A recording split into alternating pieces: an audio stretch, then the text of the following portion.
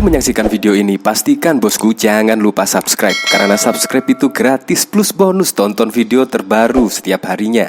Jangan lupa ya. Ya bisa jadi Munarman mulai panik. Yaitu apa? Dalam agenda eksepsi Munarman menyebut-nyebut pejabat negara. Bahkan seluruh pejabat negara dia sebut-sebut. Ya seperti contoh Firly Bahuri, Pak Tito Karnavian, Menko Polhukam, bahkan Gatot Nurmantio dia sebut-sebut. Pada waktu itu Gatot Nurmantio masih menjadi Panglima TNI. Bahkan juga menyebut-nyebut Presiden Joko Widodo. Nah, ini kemungkinan ekspresi kepanikan. Bahkan dia menyebut, jika saya teroris, maka kemungkinan pejabat-pejabat tersebut sudah ke alam lain.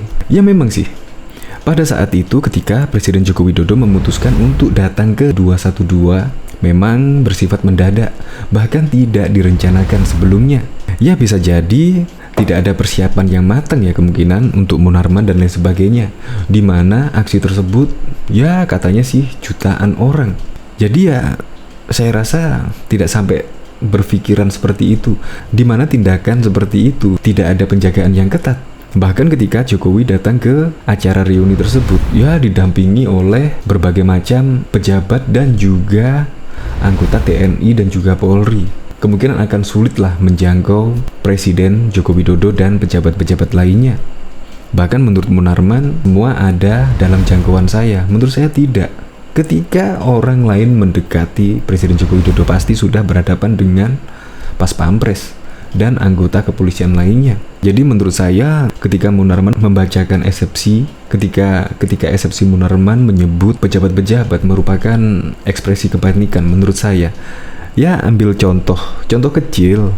Pada waktu saya dulu pernah, pada waktu SMA dulu, ya kena tilang lah. Saya juga mengaku punya kenalan Polantas juga, dan akhirnya terbebas dari tilang tersebut. Seperti contoh kecil seperti itulah menurut saya.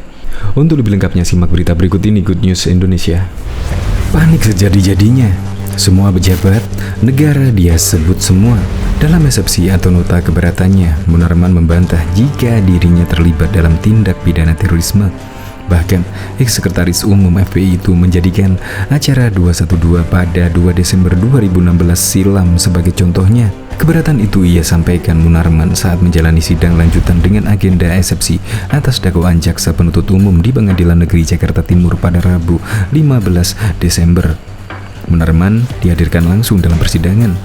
Saat itu pada 2 Desember 2016, Munarman menyebut banyak petinggi di negeri ini yang hadir dalam acara 212 di kawasan Monas, Jakarta Pusat. Bahkan, dia turut menyebut sejumlah jabatan seperti Presiden, Wakil Presiden, Panglima TNI, Kapolri, hingga Kepala BNPT. Mulai dari Presiden, Wakil Presiden, Menko Polhukam, Panglima TNI, Kapolri, Pangdam Jaya, Kapolda, dan beberapa menteri lainnya, bahkan Kepala BNPT yang saat itu hadir, kata Munarman yang suaranya terdengar melalui pengeras suara. Artinya, dia memang benar. Jika memang benar Munarman adalah seorang teroris, maka dapat dipastikan para jabatan publik yang hadir sudah tidak ada. Dalam bahasa Munarman, maka sudah dapat dipastikan bahwa seluruh pejabat tinggi yang hadir di Monas tanggal 2 Desember 2016 tersebut sudah pindah ke alam lain. Faktanya, kata dia, para pejabat tersebut hingga kekinian masih dalam kondisi baik-baik saja. Padahal, momen itu merupakan kesempatan emas jika memang benar Munarman adalah seorang teroris. Namun faktanya, para pejabat tinggi negara aman dan baik-baik saja. Bahkan, bisa menjabat terus hingga saat ini.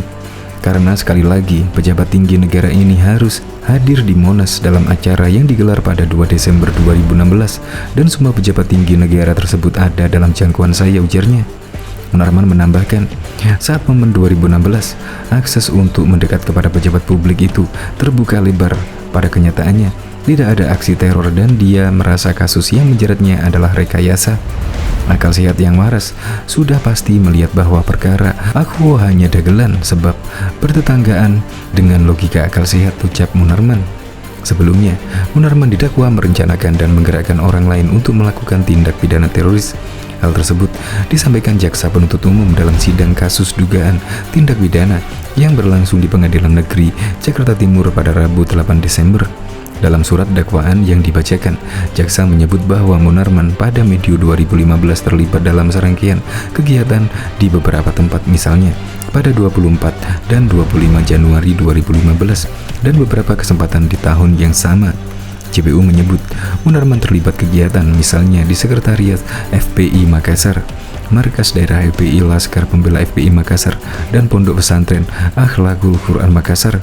Selain itu, di Aula Kampus Universitas Islam Negeri Sumatera Utara. Serangkaian agenda yang dihadiri Munarman itu, lanjut jaksa, dimaksudkan untuk menimbulkan suasana teror atau rasa takut terhadap orang secara meluas, bahkan menimbulkan korban yang bersifat massal dengan cara merampas atau hilangnya nyawa atau harta benda orang lain. JPU dalam surat dakwaan yang dibacakan turut membeberkan cara-cara Munarman merencanakan dan menggerakkan orang lain untuk melakukan tindak pidana teroris. JPU menyebut Munarman mengaitkan kemunculan kelompok teroris ISIS di Suriah untuk deklarasi setia kepada Abu Bakar al-Baghdadi selaku pimpinan pada 2014 silam. JPU melanjutkan, propaganda ISIS juga berhasil mempengaruhi beberapa kelompok di Indonesia. Misalnya, pada sekitar tanggal 6 Juni 2014 bertempat di Gedung UIN Syarif Hidayatullah, Ciputat, Tangerang Selatan. Atas perkara tersebut, Munarman didakwa melanggar Pasal 14 Junto Pasal 7, Pasal 15 Junto Pasal 7, serta atas Pasal 13 huruf C Peraturan Pemerintah Pengganti Undang-Undang Nomor 1 Tahun 2002 tentang pemberantasan tindak pidana teroris yang telah ditetapkan menjadi Undang-Undang Nomor 15 Tahun 2003 tentang Perpu Nomor 1 Tahun 2002 tentang pemberantasan tindak pidana teroris menjadi Undang-Undang Junto Undang-Undang Nomor 5 Tahun 2018 tentang perubahan atas Undang-Undang 15 Tahun 2003 tentang penetapan Perpu Nomor 1 Tahun 2002 tentang pemberantasan tindak pidana teroris. Diketahui sebelumnya, ada hal yang menarik yang disampaikan ex-Sekretaris Umum FPI Munarman di dalam sidang tindak pidana teroris. Sebab Munarman menyebut-nyebut nama ex-Wakil Ketua KPK Bambang Wijoyanto. Diketahui Munarman ditangkap Densus 88 usai terbelit kasus dugaan teroris, dan kini proses persidangan Munarman tengah berjalan. Seperti apa penuturan Munarman saat Bambang Wijoyanto? Pernyataan Munarman soal Bambang bisa terlihat dalam surat dakwaan yang dibacakan Jaksa Penuntut Umum di PN Jakarta Timur pada Rabu 8 Desember 2021. JPU pun mengurai kegiatan yang berlangsung pada 25 Januari 2015, di mana kegiatan itu disebut-sebut sebagai dukungan kepada ISIS dengan tema syariat Islam sebagai solusi terbaik negeri idaman harapan umat. Menurut JPU, Munarman hadir dalam kegiatan tersebut yang juga diikuti oleh anggota dan simpatisan FPI. Pada 25 Januari 2015, terdakwa mengikuti kegiatan tablik akbar sebagai dukungan terhadap ISIS di Pondok Pesantren Tahfidzul Quran. Kegiatan ini diikuti oleh para santri pondok pesantren dan diikuti oleh seluruh orang anggota atau simpatisan FPI pada waktu itu. Pada kegiatan tersebut, Munarman lantas menyinggung pandangannya umat Islam. Menurut dia, umat Islam yang tidak ikut pengajian dan duduk di kalangan dunia sekuler merupakan orang yang Islamnya KTP. Dari sana Munarman lantas menyebut nama Bambang Wijoyanto. Menurut dia, Bambang adalah seseorang yang sangat alim. Dia menyebut betul bagaimana ibadah Bambang dilakukan dengan sangat baik sekali. Saya kenal baik dengan mantan wakil ketua KPK itu Bambang Wijoyanto. Saya kenal baik dengan BW dari segi amalan ibadah. Terus terang saja, saya kalah jauh di bawah dia, kata JPU menirukan ucapan Munarman ketika itu. Munarman juga menyebut bahwa Bambang Wijoyanto adalah sosok yang sangat rajin ibadah, bukan cuma yang wajib, bahkan yang sunnah juga getol dikerjakan. Kemudian saumnya Senin Kamis, bahkan kadang-kadang saumnya adalah Nabi Daud, sehari saum sehari tidak. Karena itu pun di bulan-bulan tertentu, salat malam juga hampir bisa dikatakan tidak pernah tinggal, ujar Munarman dalam surat dakwaan.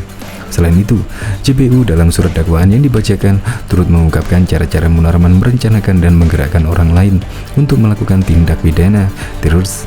Menurut JPU bahwa Munarman mengaitkan kemunculan kelompok teroris di Suriah untuk mendeklarasikan setia kepada Abu Bakar al-Baghdadi selaku pimpinan pada 2014 silam. Berawal munculnya ISIS di Suriah sekitar awal 2014 yang dideklarasikan Syekh Abu Bakar al-Baghdadi. Maka sejak saat itu, banyak masyarakat di berbagai negara melakukan bayat atau sumpah setia, bersedia bergabung, ujar JPU.